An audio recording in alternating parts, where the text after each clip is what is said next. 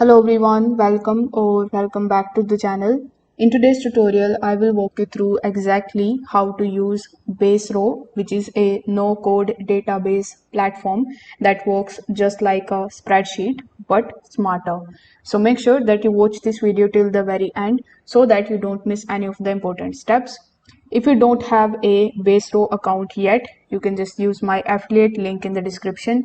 I will get a small commission at no extra cost to you, and you might also get some rewards or discounts depending on the latest offers.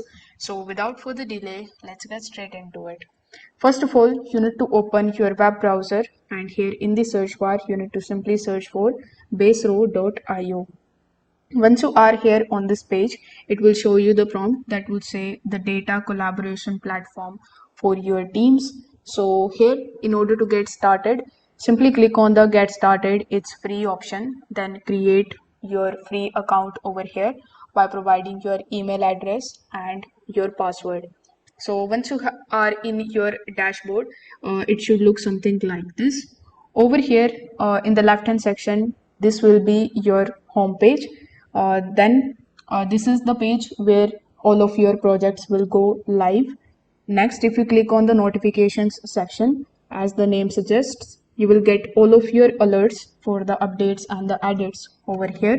If you click on the members option, with the help of this area, you will be able to manage the collaborators. You can also click on this invite member option, provide their email address, select the role, and you can send them an invite. So basically on this members page, you will be able to see all of the members that are working on this project with you. Next, if you want to invite others, so you can also click on the invite others option, provide the email address, select the role as admin, builder, editor, commentator, viewer, etc. And then you can just simply send them an invitation. After that, if you click on the direct support option, this is the place which you can use to message Baserow's help team. So if you come over here, you will see this type of chatbot in front of you, and here you can click on the start conversation option and start typing your message over here.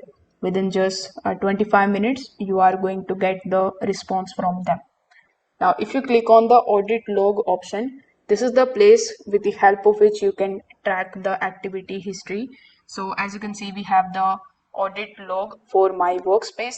Here you will see the number of users that you have, any type of event, the start date or end date you can add over here, and it will going to show you the activity history just like so. Now you can also export it in the form of CSV. For that, click on the export to CSV option, select the column separator, and then select the encoding option over here, then click on the export option. Now if you click on the trash option, you will be able to see all of the files that you have deleted. So if you have deleted any of the files which is useful to you, but mistakenly it is available in the trash icon, you will be able to restore it very easily. Basically, you will be able to restore all of your deleted tables with the help of this trash tab. Now here under the database section, you will be able to find the projects. So in this particular example, we are working inside the project one. So it is showing you the project one over here, and all of the projects are called projects over here. Now, if you want to create tables, you can definitely do it. So tables work just like Excel or the Google Sheet, but with more powers. So in our case, we already have a table with the 3 rows inside it. Like we have a rebranding website, customer research, and paid ad campaign. Now, if you want to add more, you can click on this plus icon, and here you can just simply provide the name of the column just like so. And again, if you want to add more, you can just simply provide that. So each of the row is a record, like a task or a product or a contact, and each of the column is a field like the status, dates, and notes. Now to rename the column, you need to simply just click on the drop down menu, and here you can just click on the edit field option. Now you can change the name of it, and it will be very easy for you to save it. Now, when editing a field, you can change the field type to match your data as well. So if you select it, and if you just click on the text option, you will be able to change the text, the name, and the description of it. If you want to add long text, you can definitely do it. For notes and the detailed information, you can select numbers in order to add the quantities or the budgets or the scores over here. If you select the single select, you will be able to use it for the to-do list, and in progress, done, and the drop down menu. If you click on the checkbox icon right next to it, you can mark this particular row or the column as completed. You will also see the date, file, URL, collaborator, and more. To add a new field, simply click on the plus and the column button to choose the field type that fits. Now, the sorting, filtering, and the grouping here is also very easy. In the top section, you will be able to see the filters option. If you click on the filter option, you can add a bunch of different filters. You can add filter groups, or you can provide the name and search for the filter, and it is going to show you the data based on the filter that you have selected. Next, if you click on the sort option, you can sort your data by the date, alphabets, and priority.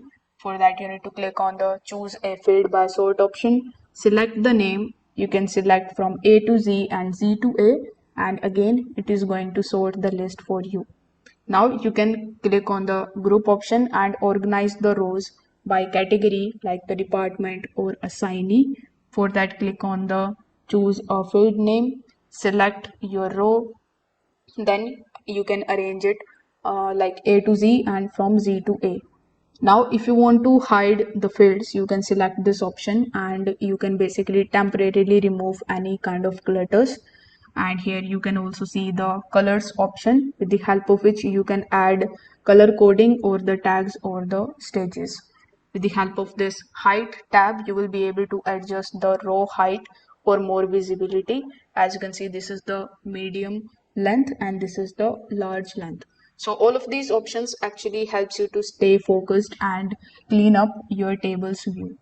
Now, if you click on the share view option, you will be able to share the view only links, allow other people to sort and filter, or even allow entry without editing the full database.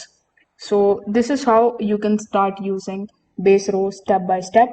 If you are tired of messy spreadsheets or just want a more visual and collaborative way to manage your data, this is a great tool.